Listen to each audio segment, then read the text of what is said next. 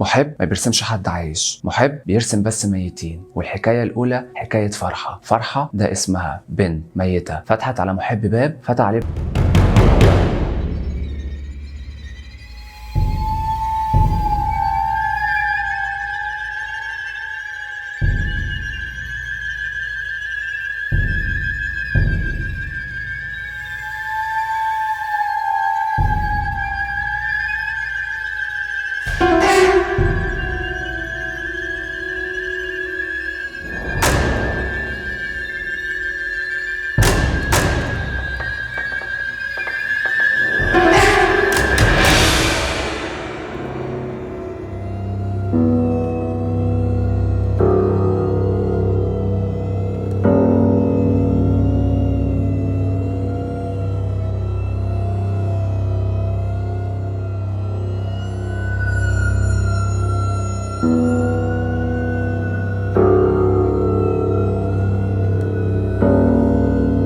محب من على الكرسي ده. هحكيها لك، لو انت لسه ما عملتش حاجه تشربها روح اعمل المشروب بتاعك وتعالى، عشان احنا حكايتنا لسه هتبدا. مكان ضلمه ملوش اي ملامح، اسود من سواد الليل، مش واضح منه غير شخصين بس. الاول محب وده نايم على السرير بيفتح عينه مش فاهم اي حاجه، ملوش اي ملامح، اسود من سواد الليل، مش واضح منه غير شخصين بس. الاول محب وده اللي نايم على السرير بيفتح عينه على صوت اشبه بصوت الميه، نقط عماله بتنزل على الارض بس دي مش ميه، دم وصوت بنت بتعيط. محب بيفتح عينه مش فاهم اي حاجه ومش مستوعب هو فين ولا ايه اللي بيحصل. هو اخر مره نام فيها كان نايم في اوضته. بيقوم يتعدل في القعده بتاعته، بيحاول يستوعب المكان اللي هو فيه، مش بيشوف اي حاجه قدامه غير بنت من بعيد قاعده قدامه بس بظهرها، والواضح ان هي قاعده بتعمل حاجه، واضح ان هي قاعده بترسم. محب بيقوم من على السرير بتاعه بخطوات كلها حذر منه عشان هو مش فاهم المكان اللي هو فيه. بيقرب منها بكل حذر لحد ما بيقرب عندها وبيكتشف ان البنت دي قاعده قدام اللوحه بتاعته اللي هو رسمها ليها. البنت دي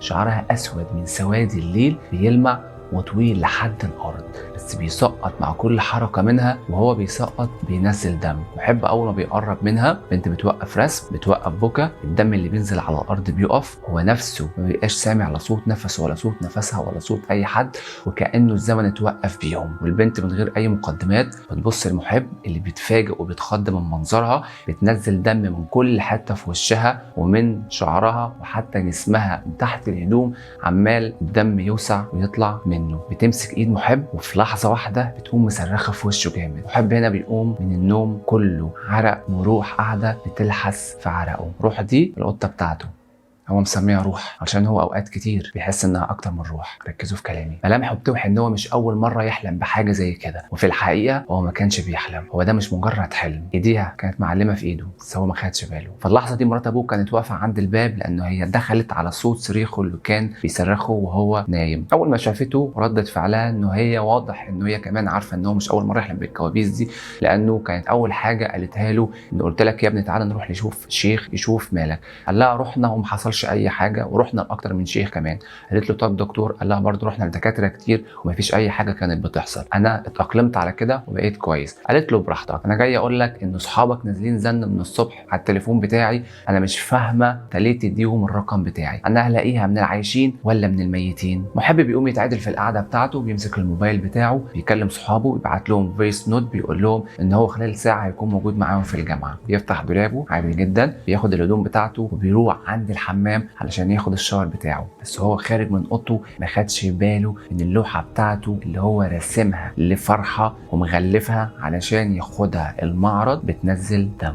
محب في الحمام بتاعه بياخد الشاور عادي جدا، مفيش اي مشكله عنده، لحد ما بدأ ياخد باله ان في علامة في ايده. اول مرة رغم انه بقاله فترة طويلة بيحلم الحلم ده بس بتفاصيل متقطعة، انه يقوم من النوم ويلاقي علامة على ايده من اي تأثير في الحلم. بيتخض طبعا، بيحاول يخلص نفسه بسرعة وبيطلع يجري على اوضته وبيبص على اللوحة بتاعته، بيلاقي في دم بيجي من اللوحة ونازل كمان على الارض. بيبدأ يبلع ريقه من الخوف، بيقرب بالراحة ناحية اللوحة وبيحاول يفتحها، ومن الصدمة ومن الخضة رجع وقع على الأرض وراه. لقى مرسوم على اللوحة دفتر مذكرات أحمر بلون الدم، الدفتر اللي كانت فرحة البنت اللي هو رسمها في اللوحة كانت بترسمه في الحلم بتاعه. ودي أول مرة يحصل معاها حاجة زي كده. حبيب بيتخض، مش قادر يفهم ومش عارف يتصرف ولا يستوعب ايه اللي حصل ده. وانا عارف انه اكيد دلوقتي بتسالوا مين فرحه. فرحه دي البنت اللي راح مع مرات ابوه وابوه علشان مرات ابوه تغسلها في بلد ما يعرفش حاجه عنها غير ان بلد ابوه وامه زمان واهله او باباه ومامته بقالهم سنين سايبين البلد دي، هو نفسه ما يعرفش عنها حاجه وما راحهاش قبل كده علشان يغسلوا فيها البنت دي. هو بيسال نفسه اسئله كتير ومش فاهم ليه عم البنت دي يكلم ابوه علشان يجي يغسلوها وهم بقالهم سنين مش بييجوا البلد دي، او ان البنت دي ما عندهاش اي حد من اهلها يجي علشان يغسلها. مين بقى فرحه وايه لغز الدفتر وايه لغز موتها اللي هي مصممه ان هو يتكشف علشان تقدر ترتاح، او الحقيقه اللي هي عايزه تظهرها من موتها؟ انا مش هطول عليكم كتير، انا عايز افكرك لو لسه ما عملتوش لايك للفيديو ده تعملوا لايك للفيديو وتسيبوا رايكم في كومنت، وكمان تعملوا شير للفيديو ده مع صحابكم علشان لو حد بيحب القصص زيكم وعايز يستمتع بيها. نكمل الحكايه بتاعتنا. اتكلمنا عن احساسك لو انت عايش وحد ظلمك وجاي عليك ومفيش ولا حد سمعك ولا مصدقك، تبقى حاسس ان الدنيا دي قد علبه الكبريت، مش كده؟ تبقى حاسس ان انت مخنوق فيها وحاسس انك ميت رغم انك لسه عايش وبتتنفس. طب لو انت فعلا ميت، ليك حاجه ما خلصتهاش، حق ما جبتوش، ميت وانت متشاف ظالم وانت مظلوم. قبل ما نبدا الحكايات بتاعتنا حابب ان انا اعرفك بالشخصيات بتاعت الحكايات دي، وعايزك تركز معانا وعايزك تركزي معايا علشان تقدروا تفهموا اللي جاي بعدين. احنا معانا الشخصيات 2 شخصيات اساسيه وشخصيات ثانويه. الشخصيات الاساسيه دي اللي مكمله معانا في القصه على طول ومع كل الحكايه بتتغير، هم كده كده ثابتين معانا، والشخصيات الثانويه ودي الشخصيات اللي بتتغير مع كل حكايه وباب بيتفتح في حياه محب. الشخص الاول محب، وده طالب في كليه فنون جميله والده. الشخص الثاني عبد المعطي، بيتقال عليه او زي ما بيتقال عليه انت بتاخد مش بطاطي، حنوتي ابن حنوتي ابن حنوتي، ومرات ابوه وقطته روح، واصحابه الاثنين احمد وريم. اتنين دول نائر ونقير، الاتنين بيحبوا بعض بس هما الاتنين ما يعرفوش ومش قايلين لبعض لانهم ما يعرفوش. وحبيبته دهب حبيبه محب. دول شخصيات اساسيه يكونوا مكملين معانا. فرحه هي بطله الحكايه الاولى اللي موجوده معانا. محب عنده هوايه غريبه وهي رسم الاموات، واكتشف شغفه ان الحاجه دي لما كان بدا يروح مع والده وهو بيغسل الاموات. هو في كليه فنون جميله ودخل كليه فنون جميله لان هو بيحب الرسم، بس كل مره كان بيجرب يرسم حاجه جديده بس هو ما كانش لاقي شغفه في الحاجه اللي هو بيرسمها دي، لحد ما لقى فعلا شغفه في الحاجه اللي هو بيعملها دلوقتي. مين بقى فرحه؟ فرحه دي بنت عمها. كلم ابو محب عبد المعطي وقال له ان انا عايزك تيجي تجيب مراتك اللي هي ام محب. هو ما كانش يعرف ان ام محب اتوفت وان دلوقتي عبد المعطي متجوز اختها اتجوزت جوز اختها بعد ما توفت علشان تربي ابن اختها. دي تفاصيل مش هندخل فيها دلوقتي لانه احنا مش محتاجينها دلوقتي. المهم ان عم البنت دي كلم عبد المعطي وقال له ان انا عايزك تجيب مراتك وتيجي تغسل بنت اخوه اللي توفت، وانت تيجي علشان تغسل اخويا اللي توفى بعد ما بنته توفت حزن عليها. ابو محب طبعا رفض الطلب بتاعه لان هو موجود في القاهره وهم موجودين في قريه والمسافه بينها ساعات، ومش فاهم هو ليه يطلب منه طلب زي ده. هو اولا بقالهم سنين ما راحوش القريه دي، حتى محب نفسه ما يعرفش البلد بتاعت ابوه وامه. تاني حاجه انه اكيد عندهم اي حد يقوم بالدور ده، مش محتاج ان هو ياخد المشوار ده كله. طبعا عم البنت مصمم انه عبد المعطي يجي هو ومراته علشان يغسلوا بنت اخوه. فعبد المعطي قال له طيب على الاقل اعرف السبب. قال له لما تيجي هتعرف السبب. قال له اعرفه دلوقتي علشان اقدر اقرر اذا كان انا ممكن اجي ولا لا. فقال له ان بنت اخوه ماتت منتحره واخوه مات حزن عليها، وهم مش عايزين اي حد يعرف، لا اي حد من العيله ولا اي حد من الجيران ولا اي حد من القريه، لانه دي حاجه هتسيء للبنت بعد ما توفت وهتخلي الكلام كتير، ومش محتاجين ان هم يعرفوا اي حد حاجه زي دي. عايزين يغسلوها في سلام ويدفنوها هي واخوها في سلام. ابو محب علشان العشم اللي في الراجل او عم البنت دي ما قدرش ان هو يرفض الطلب بتاعه، وحس انه ممكن يكون في منطق شويه في الكلام بتاعه، وحب ان هو يقدم له خدمه علشان هما كانوا يعرفوا بعض زمان. وقال له كمان ان هما عايزين حد غريب يجي يغسلها علشان لما يغسلها ويمشي ياخد سره او سر البنت وابوها معاه ومحدش يتكلم في الموضوع تاني. ابو محب قفل التليفون معاه، كلم ابن محب وصل، اخد ابوه وامه ونزلوا على البلد.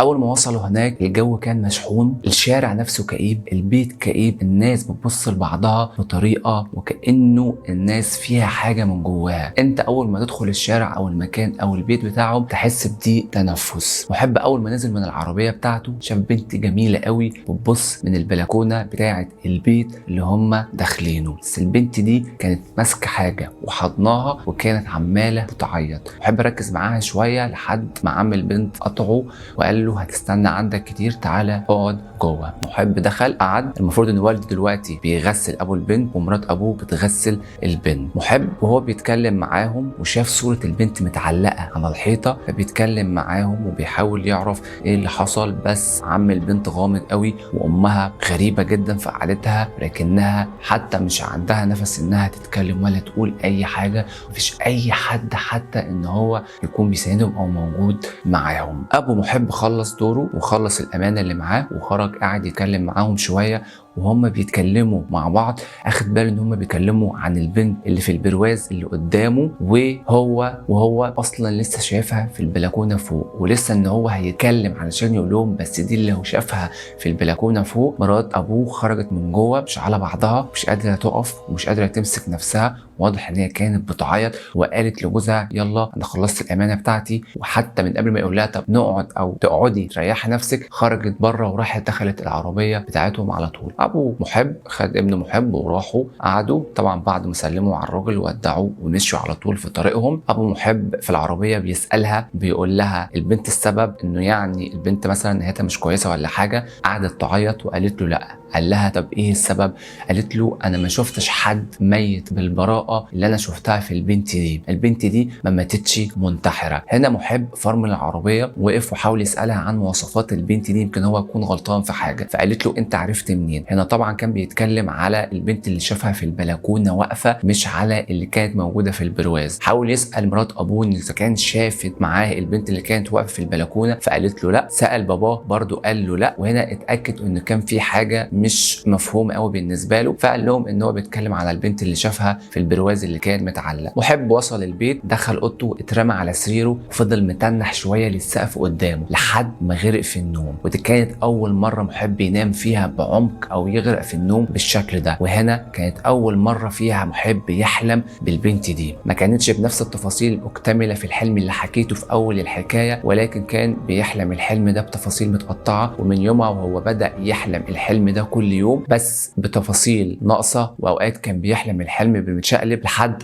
ما قرر ان هو يرسم فرحة. وفعلا رسم فرحة ورسم اللوحة، وبرضه ما وصلش لأي حاجة وفضل ان هو يحلم الحلم ده تاني. بالعكس الحلم زاد عليه. مرات ابوه لاحظت ان هو بقى بيعاني من حاجة، كل يوم بتقوم وبتدخل الأوضة عليه وهو بيقوم من النوم ومفزوع. قررت هنا انها تشوف له شيخ وتشوف له دكتور واثنين وثلاثة، وبرضه ما كانش في حاجة بتحصل لحد ما بدأ ان هو يتأقلم مع الموضوع، وبدأ يحس من تلقاء نفسه ان ممكن اللوحة دي يكون ليها تأثير سلبي عليه. فقرر ان هو يغلف اللوحة دي علشان ياخدها ويوديها المعرض وهناك يبيعها. واليوم ده اللي هو نام فيه، وهنا فرحة مسكت ايديه وصرخت في وشه، وهو ده نفس اليوم اللي حلم بيه بفرحة بالحلم الكامل ومسكت ايديه وصرخت في وشه. وكده هنرجع لبداية اليوم اللي محب وقف فيه واكتشف الرسمة بتاعت فرحة في الرسمة بتاعته. حاول ان هو يستوعب اليوم وحاول ان هو يفكر شوية، يمكن في حاجة هو مش فاهمها او رسم الرسمة دي وكان ناسي. بيحاول يحط المنطق في الحاجة اللي قدامه. نزل اخذ عربيته ونازل الجامعة عادي، ولكن التفكير شغله وفضل يفكر في كل حاجة وفي كل التفاصيل اللي كان شافها لما راح لهم هناك القرية، لما شافها ولما كانوا بيغسلوها ولما كانوا بيتكلموا. فافتكر ان هو لما شافها واقفة في البلكونة كانت واقفة حاضنة حاجة، والحاجة دي كان لونها احمر، وده الدفتر اللي هي رسمته عنده في اللوحة بتاعته. وهنا بدأ يربط شوية في الأحداث معاه، وهنا قرر إن هو يلف بعربيته، لا هيروح الجامعة ولا هيرجع البيت، راح بيت فرحة. أنا لو عليا عايز أكمل لكم الحكاية، بس أنا متأكد إن وقت الفيديو هيطول معانا والتفاصيل اللي لسه ما اتحكتش أكتر بكتير من اللي أنا حكيته، فاستنوا برضو من الحكاية. ولحد ده ما يحصل، لو أنت أو أنتي لسه ما حطيتوش لايك للفيديو ده، اعملوا لايك للفيديو وسيبوا رأيكم في كومنت، لأن ده أنا هستناه. وخليكم فاكرين إنه دي حكايات محب، وأنا يوزر سيف من على الكرسي ده هحكيها لك.